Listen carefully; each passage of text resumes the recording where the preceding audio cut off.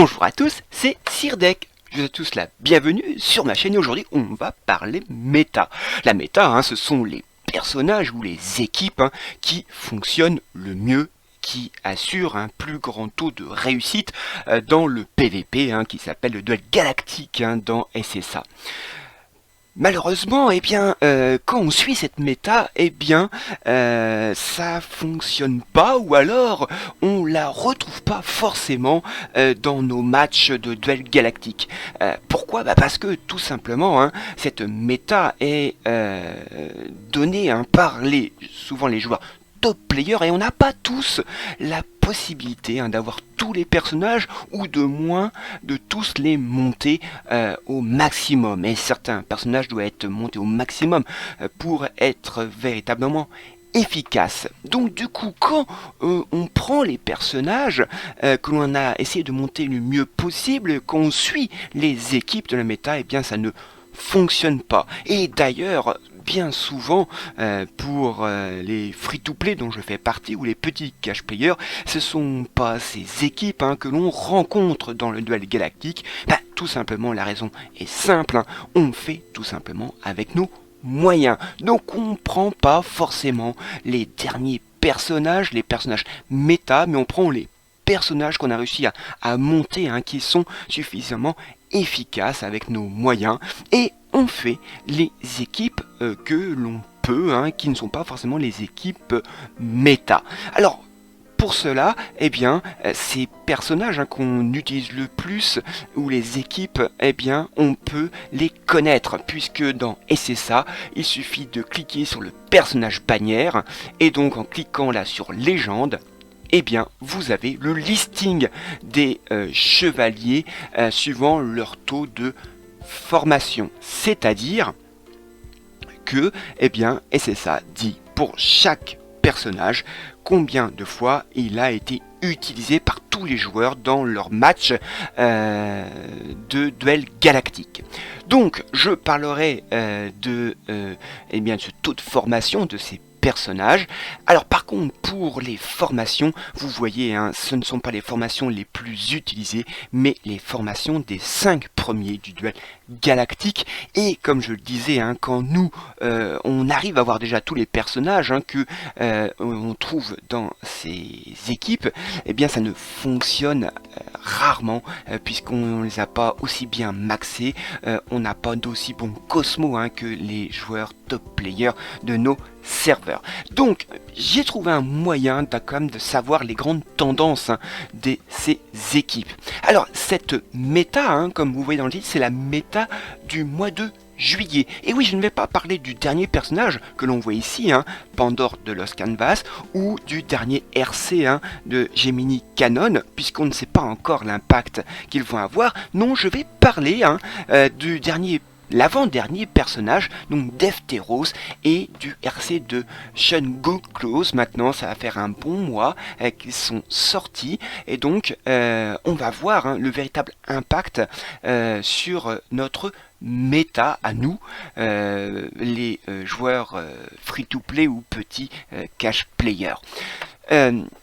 Alors c'est vrai que d'habitude je sors cette vidéo en fin de mois ou tout début du mois suivant. Là c'est pour raison que j'étais en vacances, donc le temps que je rentre de vacances, que j'analyse, vous verrez, j'ai eu beaucoup d'informations à analyser, ça explique que je suis un peu en retard ce mois-ci. Mais maintenant, plongeons-nous dans cette méta qui va, je l'espère, vous aider à construire vos équipes. Allez, jingle.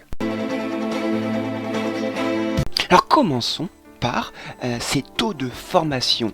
Combien de fois ces différents personnages ont été utilisés dans tous les combats de ce duel galactique du mois de juillet. Et pour ceux qui me suivent, comme je fais cela tous les mois, ça me permet de faire une évolution de mois en mois. Et on voit que depuis plusieurs mois, c'est toujours Thanatos qui est présent quand même à plus de 40%, c'est-à-dire que l'on a une chance sur deux ou une malchance sur deux de rencontrer un Thanatos dans les équipes que l'on rencontre. C'est une information intéressante parce que tout simplement dans nos équipes il va falloir les construire, notamment soit en mettant des personnages contrôle qui vont essayer de contrôler Thanatos, l'empêcher d'agir, ou alors d'essayer de trouver des personnages qui vont nous permettre de tanker, de réduire ses dégâts. Donc un Thanatos toujours très présent.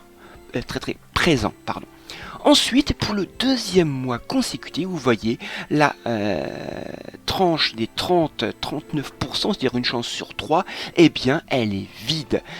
Il faut passer directement à la tranche 20-29%, donc une chance sur 4. Qu'est-ce que ça traduit? Ça traduit tout simplement que, eh bien, de mois en mois, on a de plus en plus de personnages, donc de plus en plus de possibilités, et donc, eh bien, des personnages qui sont, à part Thanatos, moins omniprésents. Donc on peut quand même s'en réjouir. Et bien, dans cette tranche des 20-29%, on retrouve des personnages qui sont là depuis de nombreux mois.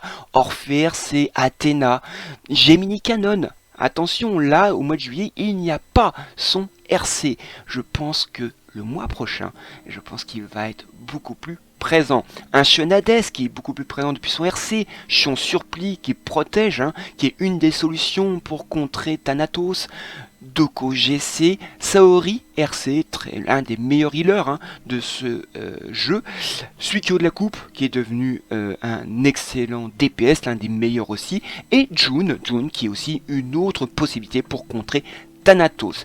Et vous voyez que, eh bien, Shiryu Godclose perd du terrain, et c'est l'un des impacts du RC de Shun Godclose. En effet, Shun Godclose a gagné, on va dire, des parts de marché dans la catégorie tank, et donc notamment sur Shiryu Godclose. Et oui, Shiryu Godclose est un excellent tank, mais il coûte quand même 3 cristaux, alors que Shun Godclose lui en demande pas, et son RC le rend beaucoup plus tanky, donc devient une solution beaucoup plus intéressante pour contrer ce fameux Thanatos notamment. Donc Shiryu Godclose perd du terrain et est un peu moins utilisé en ce mois de juillet, et je crains qu'avec le RC de Gemini Canon, ça s'aggrave des mois suivants. Alors dans cette catégorie des 10 à 19%, c'est-à-dire une chance sur 8 de les rencontrer, on a l'arrivée, vous voyez, du nouveau personnage Defteros, ici entouré en vert. C'est une entrée dans cette méta en temps réel. Ça montre, on s'était posé la question, est-ce que ce personnage trouverait entre guillemets son public? Et bien là on a la réponse, et oui, les joueurs ont été le chercher pour bon nombre d'entre eux. Au début, on pensait que c'était sa capacité d'échange de vitesse qui était le plus intéressant, mais on oublie que son côté DPS est très impactant. Il fait partie de ces personnages que je mets quand je vois ce type de personnage comme un Aphrodite RC ou un Milo GC à sa belle époque. On se dit tout de suite il va falloir s'en occuper, parce que si on laisse installer sa mécanique, eh bien la game va être très compliqué à être remporté. Donc Defteros, voilà une très belle entrée, et se trouve dans cette 10-19% avec Alone, Artemis, Perséphone qui a longtemps été décrié, qui pourtant est un excellent personnage pour affaiblir la team d'en face, Sacha qui a bien trouvé sa place aussi, Aphrodite RC qui est revenu sur le devant de scène grâce à Sacha, Alba Fika, des barons GC, l'Hypnose qui devient de plus en plus présent puisque son RC est de plus en plus accessible, Milo GC, donc Kiki, un personnage B qui est quand même une très bonne solution pour les joueurs free-to-play d'avoir des cristaux. Ensuite, dans la catégorie 5 à 9%, donc une chance sur 15, Shun Godclose a bien progressé. Je pense que il va vite rattraper Shiryu Godclose. Et bien dans cette catégorie-là, on n'a pas trop de changements, à part que vous voyez, eh bien, la Team Freeze perd du terrain, puisque Camus Godclose, vous voyez, se décale de plus en plus, et d'ailleurs Camus RC, vous voyez, il est en dessous, hein, dans la catégorie en dessous, hein, la Team Freeze est le moins utilisée. Il y a les bans qui peuvent l'expliquer, mais il y a aussi peut-être que les joueurs se fatiguent, hein, de cette mécanique, puisque la Team Freeze est très intéressante, hein, pour paralyser, mais elle ne suffit pas à elle-même, hein, il faut les TPS, hein, pour gagner, et elle ne, même si Camus Gotos peut faire quelques dégâts, ça ne suffira pas. Autre personnage qu'on peut trouver étonnant de le trouver à ce niveau, c'est Pandore Trident. Pandore Trident qui n'est pas plus utilisé pour ces mêmes raisons, hein, que la Team Freeze à mon sens. Il y a les bans, mais aussi les joueurs sans doute commencent à se fatiguer de cette mécanique et décident d'utiliser d'autres mécaniques comme celle de Defteros. Alors enfin, dans la dernière catégorie, hein, de 1 à 4,9%, une chance sur 50, on a deux entrées, une un peu étonnante, hein, Shaka. Shaka, comme on dit, Shaka V1, Shaka revient un petit peu, mais je crois que c'est une entrée sans lendemain. Par contre, Sorrento est beaucoup plus explicable, puisque le fameux pharaon, le RC de pharaon qu'on retrouve ici, hein, remet à l'honneur, hein, Sorrento, hein, avec sa team musicien. Donc voilà les principaux mouvements dans cette catégorie, hein, et on voit que d'ailleurs Cardia n'est plus présent, et oui, ce personnage, malgré son up, hein, n'a pas trouvé son public, à différence de Defteros, hein, qui est lui, comme on le voit, a mieux réussi son entrée. Donc vous voyez une méta, hein, qui a évolué avec l'introduction de ces deux personnages, un Defteros bien présent et un Sean Godclose qui redevient une solution de tanking très intéressant. J'espère qu'avec ce tableau déjà, ça va vous permettre de vous aider à réfléchir dans la composition de vos teams. Et justement, en parlant de teams, je vous propose maintenant de voir quelles sont les teams, les équipes, hein, que l'on a le plus de chances de rencontrer. Alors comme je vous l'ai dit, SSA, à différence des taux de formation des personnages, nous donne pas les équipes les plus utilisées. Donc j'ai dû trouver un moyen détourné, hein. Alors ce n'est pas donc une vérité pure, il faut plutôt prendre cela comme des tendances. Quelles sont les équipes qui ont le plus tendance à nous rencontrer?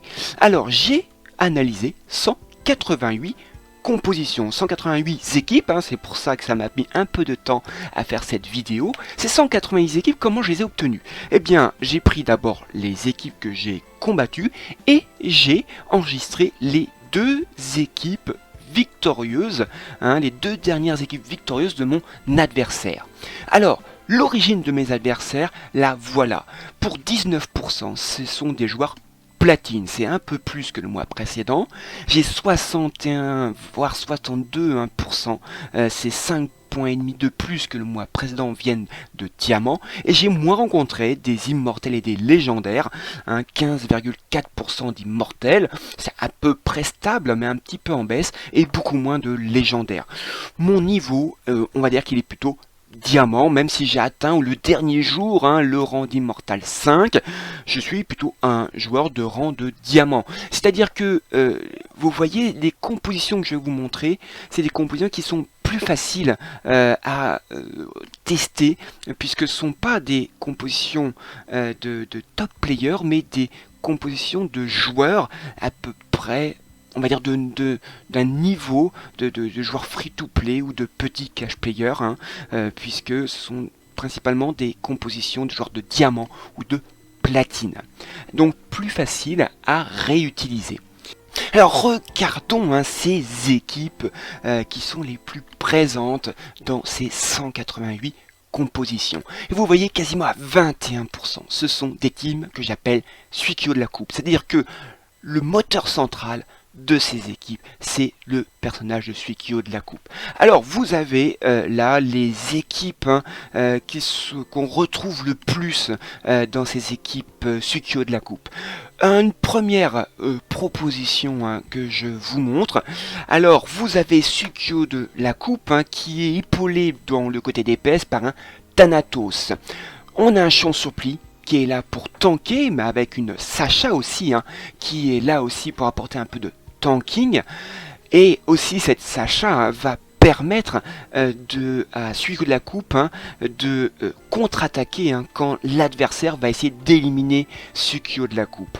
On a un Champsoupli qui est là pour aussi protéger ce Suikyo de la coupe. Et on a un binôme qui souvent se retrouve, le binôme EAC RC et Sean Hades. En effet, EAC RC ne peut pas faire de son flap à tous les tours, il faut qu'il soit doublé, donc on voit souvent ce binôme Sean Hades et EAC RC pour qu'il puisse faire son flap, c'est-à-dire d'envoyer aux enfers le personnage adverse, et en plus s'il est RC, quand il retombe, il y a une possibilité d'étourdir les personnages de chaque côté du personnage qu'on a envoyé aux enfers. Donc voilà, une équipe qui contrôle et en même temps bien d'épaisse, donc une équipe assez intéressante. Autre type d'équipe évidemment, étant donné que Suikyo de la coupe est un personnage avec un coup blanc assez dévastateur, évidemment une Artemis éclat.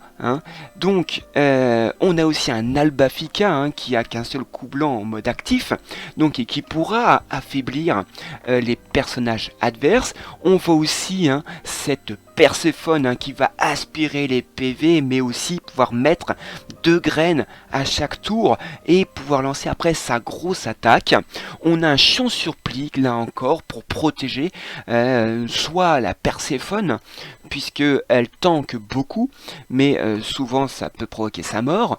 Et pour épauler là Suikyo de la coupe, eh bien on a un Alone, un Alone qui est un très très bon DPS de fin de game. Donc vous voyez là un côté DPS assez intéressant, puisque Suikyo de la coupe est là un côté DPS immédiat dans les premiers tours et va être relayé en fin de game par ce Alone, donc une équipe assez intéressante. La troisième possibilité, la troisième tendance de ces équipes Suikyo de la coupe, eh bien là voilà, vous avez donc un Gemini Cannon qui va être surtout là pour donner ces 3 cristaux en début de tour. Pourquoi? Parce que, eh bien, vous voyez, vous avez un Shiryu God Close. Shiryu God Close est très très bien pour tanker et lancer des contre-attaques, mais il demande 3 cristaux pour poser ses boucliers. Donc, il faut beaucoup de cristaux dès le premier tour. C'est pourquoi on a un Gemini Cannon là qui va donner ses cristaux. Ce Shiryu God Close va protéger le Thanatos qui va être la deuxième source de DPS de cette équipe et va protéger aussi un Sean Hades qui va pouvoir doubler notre Serge Suikyo de la coupe. Et enfin, pour apporter du heal à cette équipe, pour soigner cette équipe et lui permettre de suivre le plus longtemps possible, on a une Saori RC. Donc voilà les grandes tendances de ces équipes Suikyo de la coupe qui sont quand même très présentes dans ce mois de juillet. On verra si cela se poursuit dans le mois d'août. Alors, autre type d'équipe très présente, c'est les teams que j'appelle Orphée RC. Vous voyez, elles sont toujours très présentes, 19,7%, c'est exactement pareil que le mois précédent, et ça depuis la sortie du RC de Orphée. Donc vous voyez, c'est un personnage qui dure, très très dévastateur. Alors quelles sont les équipes qui ressortent de ces teams Orphée RC? Eh bien vous voyez, là, la première équipe, on parlait du retour de la team musicien grâce au RC de Pharaon. Eh bien voilà, un exemple de type musicien. Donc on a Orphée RC évidemment, Pharaon et Pandore, la Pandore classique, puisque elle revient un petit peu, puisqu'on a quand même pas mal de personnages qui mettent des buffs ou des debuffs et qui peuvent déclencher son heal en dehors de son tour. On pense évidemment à Albafika qui peut mettre des debuffs comme on l'a vu tout à l'heure. Donc une team qui a en plus un côté très tanky, avec un Aldébaran GC qui pourra en plus expulser l'âme d'un personnage adverse, et une June aussi qui est là pour tanker. Et un Doko GC qui va pouvoir donner des cristaux, mais aussi évidemment buffer un Orphée RC. Autre team aussi qu'on le retrouve souvent, c'est le duo Pandore Trident Orphée RC. Hein. On le verra d'ailleurs après, les teams Pandore Trident sont toujours sur ce type là, le duo, on va dire maléfique, hein, de Pandore Trident Orphée RC. On retrouve un Doko GC pour buffer ce Orphée RC. On a un Thanatos qui va épauler ce Orphée RC dans le côté DPS. Et pour tanker, nous avons un Chion Surplis. Et il faut évidemment une Athéna. Parce que, et oui, pour que Pandore Trident lance sa calamité dès le premier tour, il lui faut déjà 4 cristaux. Et donc, il faut lui donner, là, c'est notamment Athéna qui donne ses cristaux. Puisqu'il faudra aussi lancer la sérénade avec Orphée RC, et donc il faudra aussi des cristaux, et là ce sera donc Doko GC qui les apportera aussi, ou alors on peut favoriser le buff de Orphée RC par Doko GC. Autre équipe qui ressort de cette team Orphée RC, c'est un autre duo, le duo Orphée RC, Sukiyo de la Coupe, que vous voyez ici. Donc on retrouve un Aldébaran GC et Chion Surplis pour tanker. On a aussi un Shenades qui permet de tanker et qui va doubler aussi sans doute le Sukiyo de la Coupe. Et on a un Gemini Canon qui peut servir de DPS, mais aussi qui peut aussi apporter des cristaux, parce que si vous regardez, si vous voulez expulser l'âme, eh bien il vous en faut 2 pour Aldébaran GC, il vous faut un cristaux en plus pour doubler Sukiyo de la Coupe, il vous en faut 2 pour lancer la sérénade ou la prolonger. Et si vous lancez la grosse attaque de Sukiyo de la Coupe, ce qui n'est pas forcément utile au premier tour, il vous en faut 3. Donc il y a beaucoup besoin de cristaux. Tout n'est pas possible, évidemment, mais grâce à un Gemini Canon qui apporte ces 3 cristaux dès le début du premier tour, ça permet de faire pas mal de possibilités. Donc voilà cette 3e variante de ces équipes Orphée RC. Alors si vous avez investi dans le dernier personnage EX, c'est-à-dire Sacha, vous allez peut-être être intéressé par ces teams que j'appelle les teams Sacha. Vous voyez, un peu plus présente de ce mois de juillet qui vient de passer, on est à 13,3%. Alors, première proposition, première équipe qui ressort de ces teams Sacha, c'est ce que j'appelle la team Yogapog. En effet, donc on a Sacha qui va permettre de mettre son terrain et permettre aux personnages de votre équipe de contre-attaquer s'ils ont attaqué, mais surtout Yogapog va dévier les attaques sur Aphrodite RC que l'on voit en bout de ligne. N'oublions pas aussi que Sacha au 2e tour va pouvoir rendre invincible pendant 2 tours cette Aphrodite RC, et donc un Aphrodite RC qui a 0 PV évidemment fait énormément de dégâts. Pour combler le tout, on a un Chion Surplis qui va permettre de tanker, on a une Saori RC qui va healer, et pour affaiblir l'équipe adverse, une bonne petite Perséphone. Donc voilà pour cette équipe Sacha Yogapog. Alors autre équipe qui sort du lot, là c'est une équipe un peu plus diversifiée. On a un Albafika qui va pouvoir envoyer ses roses empoisonnées pour affaiblir les personnages adverses, puisque quand Bafika fait cumuler 5 roses empoisonnées, je vous rappelle, ça transforme en 5 saignements. On a un EAC qui va donner une petite touche de contrôle, même s'il pourra là faire que son flap une fois sur deux, mais c'est pas grave. L'autre tour, il va pouvoir aspirer les PV et l'attaque d'un personnage adverse. On a un Athéna exclamation, qui, par exemple, pour les toppers, est un des meilleurs personnages, et vous voyez qu'il n'est pas beaucoup utilisé dans le taux de formation de ce mois de juillet. La raison est très simple, c'est un personnage EX et qui demande beaucoup de tomes de compétences, puisqu'il est en tome vert, c'est-à-dire il faut combiner 2 tomes bleus. Pour tanker, on a un Aldébaran GC qui pourra en plus expulser l'âme d'un personnage adverse, et on a une Perséphone, là encore, qui pourra aspirer les PV et donc affaiblir la team en face. Enfin, dernière équipe qui sort du lot, évidemment, un duo qui a souvent été mis en avant avec Sacha, Sacha, Artemis, Éclat. Et là donc, on a évidemment un petit Sukio de la coupe très intéressant, puisque avec Artemis il va pouvoir doubler ses coups blancs. On a évidemment une Aphrodite, RC, très intéressant dans une team Artemis. Et on a un champ surplis pour tanker et protéger qui sait peut-être Artemis ou Sacha, et un Mew du papillon, qui est un très bon DPS de nouveau grâce à son RC. Donc voilà, j'espère que ceux qui ont Sacha vont trouver une inspiration dans les équipes qui ressortent de ces teams Sacha du mois de juillet. Alors on en parlait juste à l'instant, les teams Artemis sont encore bien présentes, un peu plus présentes même, avec gagné un peu plus de 2 points pour atteindre 12,2% de présence. Et là, il y a 3 teams qui ressortent bien dans ces teams Artemis.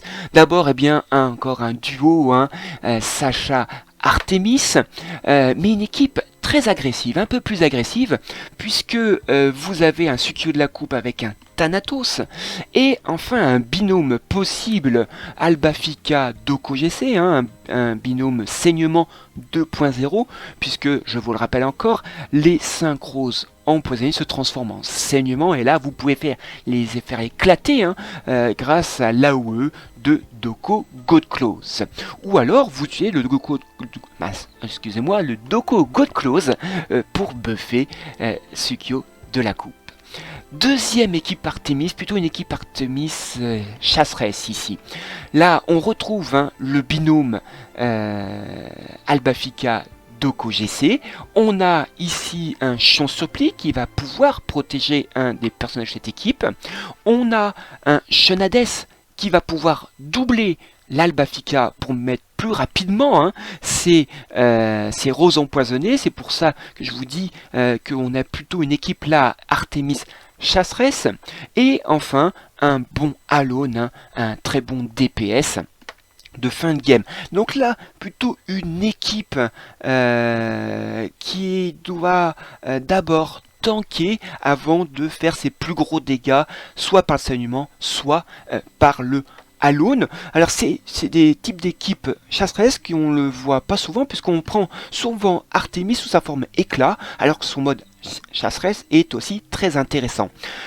Autre équipe encore sous le mode chasseresse, là vous voyez avec un Orphée RC qui sera épaulé par un Thanatos et qui sera buffé sur Orphée RC par le Doko Godclose.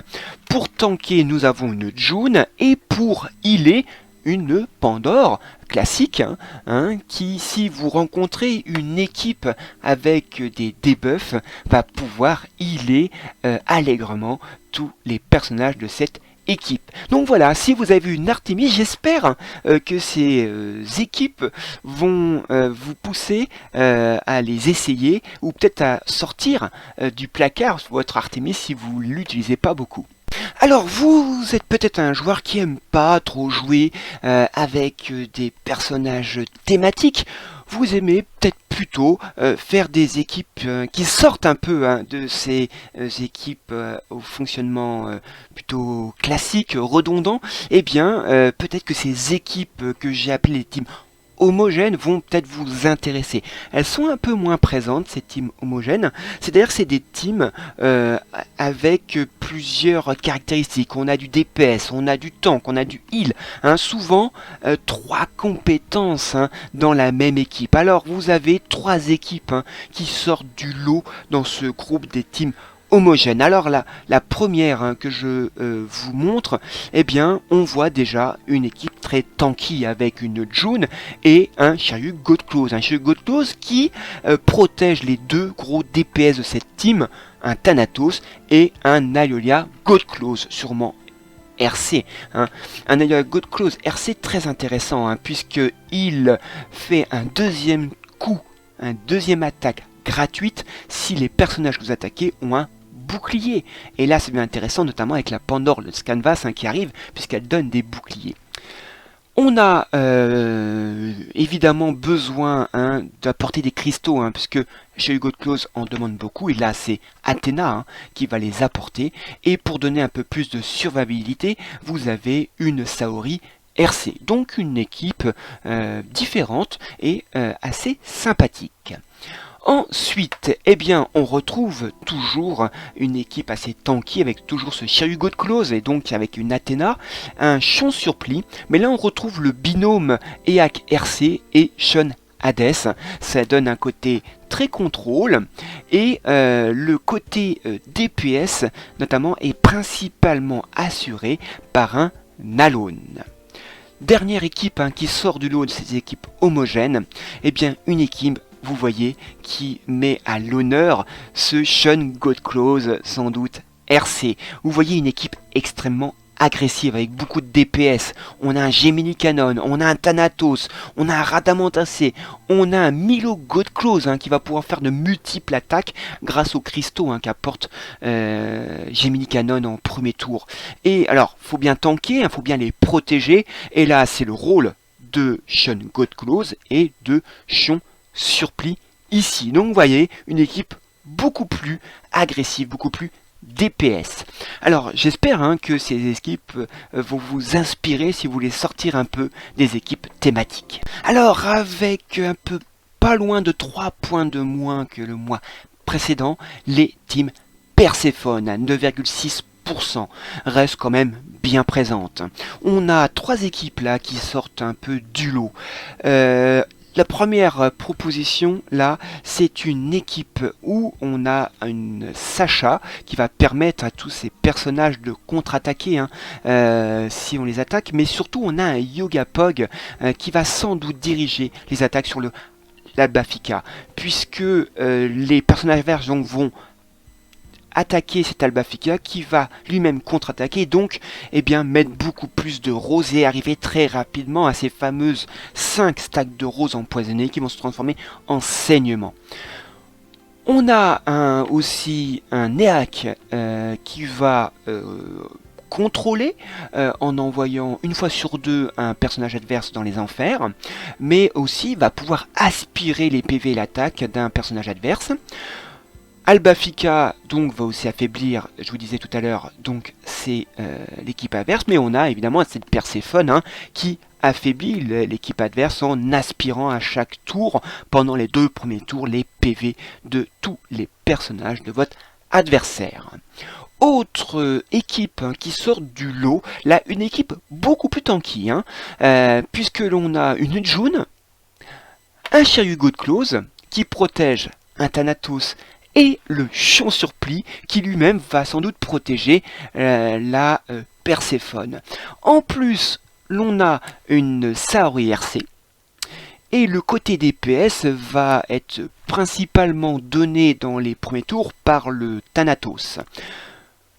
Sans doute que là, il s'agit de poser les graines sur l'équipe adverse et lancer la grosse attaque de Perséphone, puisque les graines vont emmagasiner les dégâts lancés par l'AOE de Thanatos. Donc une équipe très très tanky qui doit faire des matchs un peu à rallonge. Autre équipe qui sort, un peu moins tanky, mais tanky quand même, puisqu'on a un Aldébaran GC et toujours la Perséphone, mais là avec beaucoup plus de DPS. Hein. On a un Thanatos, un Suikyo de la coupe encore une fois, et un Alone. Alors, pour faire en sorte d'avoir suffisamment de cristaux hein, pour peut-être faire la grosse attaque de celui que de la coupe au premier tour ou expulser hein, l'âme par un Aldébaran GC, vous avez aussi une Athéna. Attention, Athéna n'est pas qu'un moteur à cristaux, elle a aussi un côté DPS hein, non négligeable avec son exécution hein, de l'aurore. Hein, quand le personnage est dans la zone rouge, elle peut l'exécuter. Donc une équipe là beaucoup plus agressive que la précédente. Donc j'espère que si vous êtes en mal hein, d'inspiration pour vos équipes Perséphone, j'espère que ces équipes vont vous intéresser. Alors des équipes toujours présentes, mais l'heure de gloire est passée, c'est les teams saignement, hein, 5,9%, on en croise encore. Alors la première, eh bien c'est une team avec Sacha, Thanatos, Suikyo de la coupe, les deux principaux DPS, là des DPS, on va dire, des premiers tours. Mais on trouve hein, le moteur de la team saignement 2.0 hein, avec Doko GC Albafika. On a un Shonades qui aura là pour rôle hein, de doubler l'Albafika pour qu'il puisse le plus rapidement possible de mettre ses roses empoisonnées pour qu'il se transforme en saignement et permette aussi ainsi à Doko GC de éclater ses saignements et de provoquer de nombreux dégâts. La deuxième équipe, toujours autour de ce moteur Albafika Doko GC, là ils sont protégés, ces deux personnages, par un Shiryu Godclose. On a un Thanatos aussi hein, qui va avoir le rôle hein, de faire les premiers dégâts dans cette team. On a une June qui vient renforcer le tanking et donc une Artemis. Une Artemis sans doute éclat hein, pour que Albafika hein, dépose au moins 2 tournées de roses empoisonnées par tour. Ensuite, dernière équipe qui sort du lot. Alors une équipe un peu au school avec le Shura Surpli, on le croise vraiment de moins en moins. Alors il y avait alors le triumvirat hein, de la saignement 1.0, l'originel, hein, Doko GC, la exclamation et le Shura Surpli. C'est complété par un Albafika. On a June qui est là pour tanker. Et un Neak qui donne un côté contrôle de ses teams. Ensuite, avec 5 points de moins que le mois dernier, c'est-à-dire le mois de juin, les teams Pandore Trident. Alors, je vous l'ai dit, hein, on peut trouver la raison dans les nombres bans, mais il y a aussi peut-être que cette mécanique plaît moins à lasser les joueurs ce mois de juillet. Alors, ces teams Pandore Trident fonctionnent toujours sur le binôme Pandore Trident Orphée RC. Là, la première, les 3 équipes qui sortent hein, du lot, c'est toujours pareil. Hein, il faut apporter les cristaux nécessaires pour que Pandore Trident lance sa calamité, hein, qui coûte quand même 4 cristaux. Là, vous avez l'Athéna qui les apporte. Ensuite, on a un Chion Surpli qui pourra protéger cette Pandore Trident. On pourra aussi avoir un Thanatos qui pourra épauler le Orphée RC, mais qui aura besoin, ce Orphée RC, soit d'être buffé hein, par Doko GC, mais aussi qui aura besoin de cristaux de ce Doko GC pour poursuivre sa sérénade. Autre proposition, là c'est le Gemini Cannon qui apporte les cristaux nécessaires à la Pandore Trident. Le Orphée RC est appuyé pour le côté DPS non pas par un Thanatos ici, mais par un Suikyo de la coupe. On retrouve Doko GC hein, pour apporter ses cristaux, mais aussi buffer hein, ce Orphée RC et un Chion Surpli toujours là pour protéger soit la Pandore Trident, soit le Orphée RC. Dernière proposition, là c'est bien Doko GC qui apporte les cristaux nécessaires, qui pourra aussi buffer toujours ce Orphée RC. Il y a le Chion Surpli qui est là pour tanker, on a le Thanatos qui est là pour épauler l'Orphée RC dans son côté DPS, et une Saori RC hein, qui est là pour healer et apporter plus de survivabilité à cette équipe. Voilà les teams Pandore Trident que l'on trouve assez semblables. Et pour finir, les teams Freeze, vous voyez, très peu présentes dans les teams que j'ai rencontrés. 2,7%, c'est très très rare. Là aussi, les bans peuvent l'expliquer, mais peut-être aussi cette mécanique qui peut lasser les joueurs. Alors, ces teams Freeze sont basés sur un duo Camus RC et Camus Godclose. La première team est un mélange avec une team saignement, puisqu'on a un Albafika et un Doko GC. On a la Sacha qui permet évidemment au saignement d'arriver plus vite, de permettre de mettre des gels aussi plus rapidement, et enfin on a un petit Aphrodite RC pour finir en beauté. Autre team qui ressort de ces teams Freeze, là un peu plus classique, avec la June qui tank, une Saori RC qui heal, le duo June Saori RC est assez pénible, et d'ailleurs certains joueurs n'aiment pas beaucoup ce duo là. On a un Thanatos et un Alone là qui vont eux servir de DPS, parce que je rappelle, les team Freeze sont très bien pour paralyser l'équipe adverse, mais pour gagner il faut quand même les éliminer, et donc il faut un petit côté DPS à ces teams. Dernière team, avec une Perséphone qui est protégée là par un champ surplis. On a un Shenades qui va tanker et va pouvoir peut-être doubler cette Perséphone pour qu'elle puisse mettre le plus de graines possible. Et enfin, toujours ce Alone, là, un très bon DPS de fin de game.